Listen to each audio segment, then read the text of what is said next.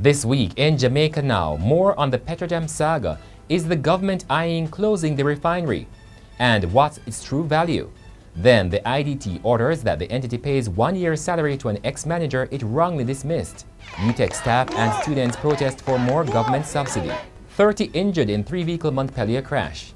Father slams U.S. presidential hopeful over ganja comment. And Asafa Powell weds Canadian model. I'm Damian Mitchell and this is Jamaica Now. The Petrojam saga took another twist this week when the Manchester Central MP Peter Bunting revealed that the government has been considering closing the Petrojam refinery in March 2020. It would instead begin to operate a product import terminal where fuel would be stored and distributed. According to a 2018 valuation, some $18 million would be needed to cover severance packages. The development comes a day after Bunting questioned a 2018 assessment that valued Petrojam at $34 million.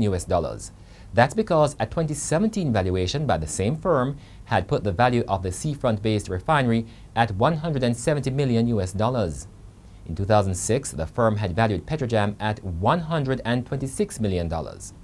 And so the opposition wanted to know what accounted for the big drop. Point of order. The point of order is that the member is misleading the House in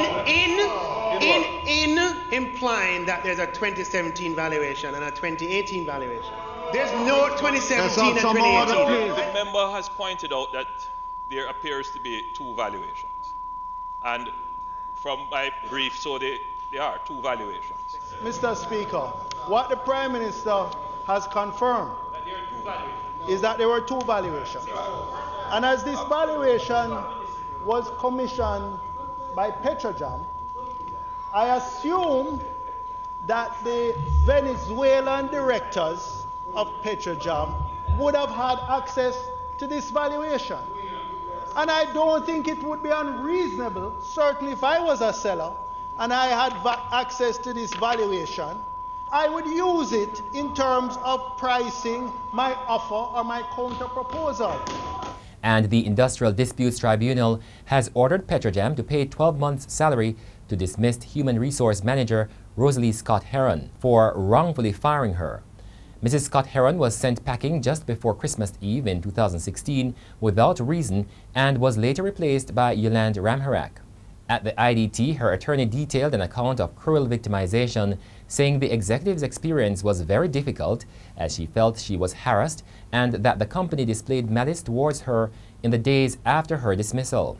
At the time of the dismissal, reports indicate that the former human resource manager was being paid close to $6 million a year in basic salary, which rose to $9.8 million with allowances. The Jamaican government came in for criticisms from staff and students of the University of Technology, Jamaica. They took to the gates of the institution this week, protesting for increased government subventions. The protesters said UTech was treated as poor cousins to the neighboring University of the West Indies, Mona. Correspondence was sent on Wednesday to the Office of the Prime Minister and the Ministry of Education with concerns over the wide disparity between the subventions the government offers both universities. For the 2018-19 fiscal year, the UWI received $9.69 billion in subvention, while UTech received $1.87 billion. UTech also received significantly less in the 2016-17 financial year at $2.1 billion, while the UWI received $7.2 billion. Records show that up to 2017, UTech received $148,000 per student as subvention, while each student at the UWI got around $455,000. 5 persons, including 2 children, were seriously injured on Tuesday morning in a 3-vehicle collision along the Montpellier Main Road in St. James. More than 30 people were rushed to the Cornwall Regional Hospital after the crash involving 2 minibuses and a truck.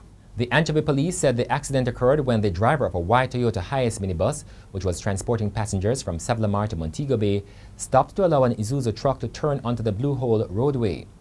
While the truck was turning, another minibus, which was also transporting passengers from Savlamar, attempted to overtake the Toyota Hiace bus and collided with the truck. The impact sent the bus crashing into the Toyota Hiace.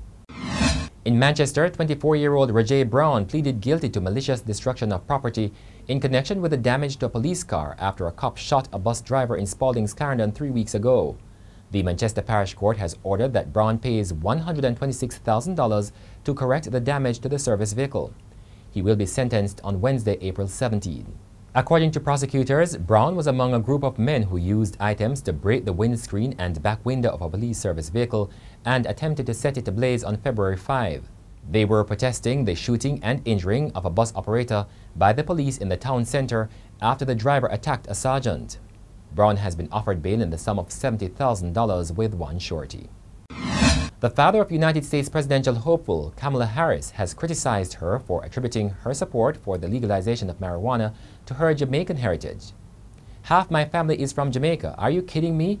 Kamala Harris responded during an interview on the Breakfast Club in New York when she was asked if she smoked marijuana.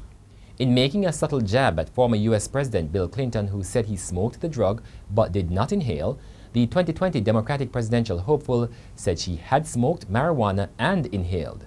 She suggested that her Jamaican father's side of the family would be disappointed if she did not support the legalization of marijuana. But her father, Donald Harris, has categorically dissociated himself and his family from what he called a travesty and slammed his daughter for stereotyping her heritage for political gain. The social media pages of Jamaican athlete Asafa Powell have been overflowing with congratulatory messages following his weekend marriage to Canadian model Alicia Miller.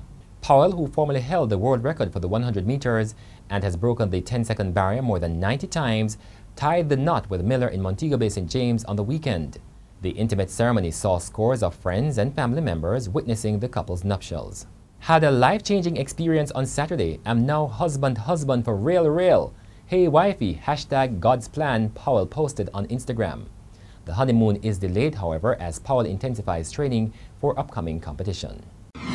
The Jamaica Defense Force on Wednesday received the RG Platinum Award for its sterling service to nation building through the Jamaica National Service Corps, a state-led initiative aimed at transforming at-risk youth into model citizens and producing an army of competent workers to drive industry and commerce. Lieutenant General Rocky Meade paid tribute to the hard-working members of the JDF. The sacrifice and hard work of the soldiers of the Jamaica Defense Force have not gone unnoticed. We had to have many soldiers out doing operations and at the same time finding enough instructors and marshals to do this program. And it really means a lot to me that the soldiers sacrificed and their work has been recognized now. 8 other category winners were vying for the award. The Jamaican National Service Corps has trained, educated, and inspired more than 1,500 at-risk youths, sending them on their way to becoming agents of positive change in their communities. To date, 1,571 youngsters across 5 overlapping cohorts have benefited from the Jamaican National Service Corps program, an example of the Army's commitment to the task. And that's it for this edition of Jamaica Now, your weekly review of the big news stories. Send us your comments at onlinefeedback@gleanerjm.com. You may tune in to Power 106 FM for regular updates. Follow us on Twitter and Instagram at Jamaica Gleaner and on Facebook at Gleaner Jamaica. I'm Damian Mitchell, and before we go, more from the RJR Gleaner Honor Awards 2018. These awards have been a part of what the Gleaner used to do on its own and that we do together now as the RJR Gleaner Communications Group. We recognize excellence in our society. Eventually, that award that for the first time will be handed out this year is no longer a Man of the Year or a Woman of the Year or an Organization of the Year. It will be the RG Platinum Award that will be handed out this year.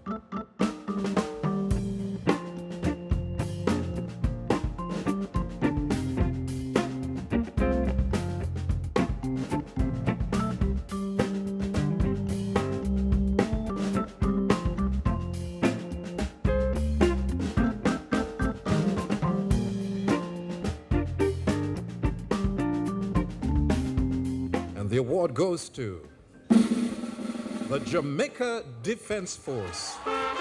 This Jamaica National Service Corps program is the long-term plan for us to change the minds of the youth, because I think if we can reach all the youngsters, our long-term goal is to get every youngster that's leaving school going through this program, whether they have an ambition to go to college or they have a job available, and we will change Jamaica one youngster at a time.